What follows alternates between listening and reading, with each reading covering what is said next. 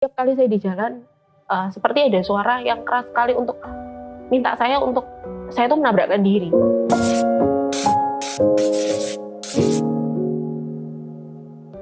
Shalom, saya anak pertama dari 6 bersaudara dan semua saudara saya, perempuan semuanya. Dari saya kecil, yang saya paling ingat mungkin sekitar saya usia 4 sampai, terakhir saya di usia 20, sekitar 22, 23. Hampir setiap hari, papa ini emosinya nggak terkontrol. Jadi kalau nggak bertengkar sama mama, marah sama saya atau marah sama adik-adik saya, hal-hal kecil itu bisa jadi masalah yang besar kalau papa tahu.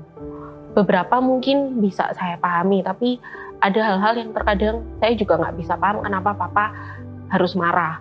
Dan karena papa itu kalau marah banting barang, bahkan nggak segan-segan untuk mukul anaknya sendiri. Jujur waktu lihat kalau kayak mukul anak ataupun mukul mama, ya saya sebagai anak ada pasti rasa nggak terima kenapa harus sampai dipukul seperti itu. Setiap hari saya dari sekolah saya mau pulang tuh saya cuman takut dan khawatir hari ini ada kejadian apalagi yang harus saya hadapi hari ini, kemarahan apalagi seperti itu. Saya pernah usir papa saya dari rumah.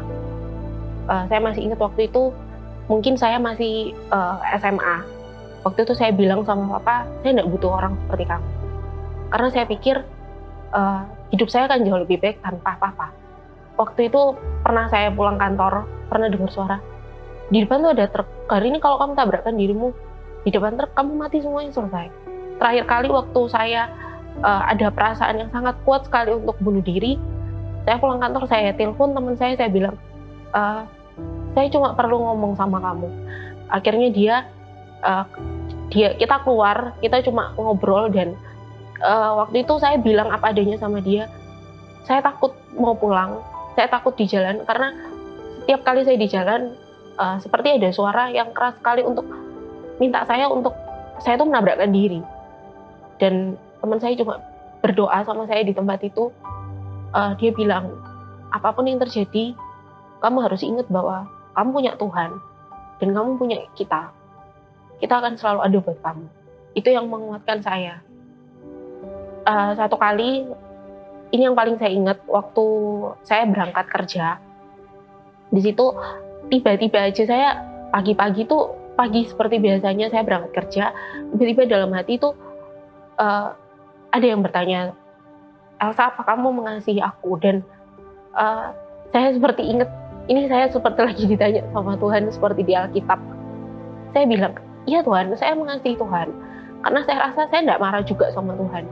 Terus pertanyaan kedua, Tuhan bilang, Elsa, apakah kamu mengasihi Papa? Di situ saya tidak bisa jawab. Tapi Tuhan ajarkan saya untuk saya tuh berterus terang sama Tuhan. Dan gak berapa lama Tuhan bilang, Elsa, kalau kamu mengasihi aku, kamu gak akan membenci apa yang aku kasihi. Aku mengasihi papamu. Dan seketika itu saya membayangkan papa itu bukan lagi seperti orang yang jahat. Saya bukan lagi melihat papa tuh sebagai sosok yang mengerikan, tapi tiba-tiba dalam bayangan saya papa tuh seperti domba yang tersesat yang butuh Tuhan.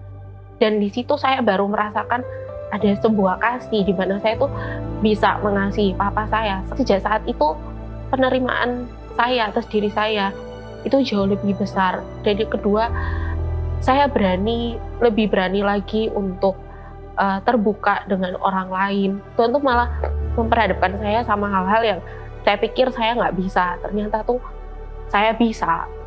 Tuhan justru taruh pelayanan saya pertama itu di depan banyak orang dan di depan kamera. Ya, bagi orang-orang yang mengalami seperti saya, kebencian sama orang lain itu nggak cuma berhenti sampai di orang lain, tapi pada akhirnya juga membuat kita membenci diri kita sendiri dan tidak menerima diri kita sendiri. Tetapi ketika kita mengalami kasih Tuhan secara penuh dalam hidup kita, kasih itu yang membebaskan kita, kasih itu yang membuat kita itu merasa nyaman, membuat kita itu merasa diterima oleh Tuhan, dan membuat kita itu bisa lebih lagi di dalam Tuhan. Ketika kasih Tuhan itu sudah penuh dalam hati saya menemukan kekuatan untuk saya mengampuni diri saya dan saya mengampuni orang lain juga. Kasih menutupi segala kesalahan.